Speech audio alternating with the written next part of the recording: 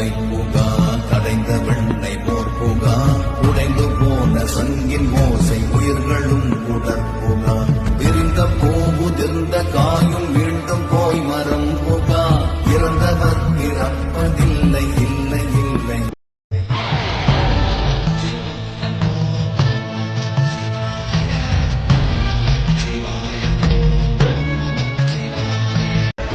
பசுவின் மடியிலிருந்து கறந்த பால் மீண்டும் பசுவின் முளைக்காம்புகளில் சேராது. மோரிலிருந்து கடைந்தெடுக்கப்பட்ட வெண்ணெய் மீண்டும் மோராகாது. உடைந்து போன சங்கிலிருந்து ஓசை வராது. அதிலிருந்து வெளிவரும் உயிர் மீண்டும் இவ்வுடலாகிய சங்கில் புகாது. விரிந்த பூ மொட்டாகாது. மரத்திலிருந்து உதிர்ந்த காய் மீண்டும் மரத்தில் ஒட்ட வைக்க முடியாது. அது போலத்தான் நம் உடம்பை விட்டு உயிர் போய்விட்டால் மீண்டும் இவ்வுடம்பில் சேர்த்து பிழைக்க வைக்க முடியாது. ஆகவே இவ்வுடம்பில் உயிர் உள்ளாவிக் கொண்டிருக்கும் போதே யோகா தியானம் செய்து இறைவனை அடைந்து பிறவா நிலை அடையுங்கள் என்று சிவவாக்கிய சித்தர் கூறுகிறார்.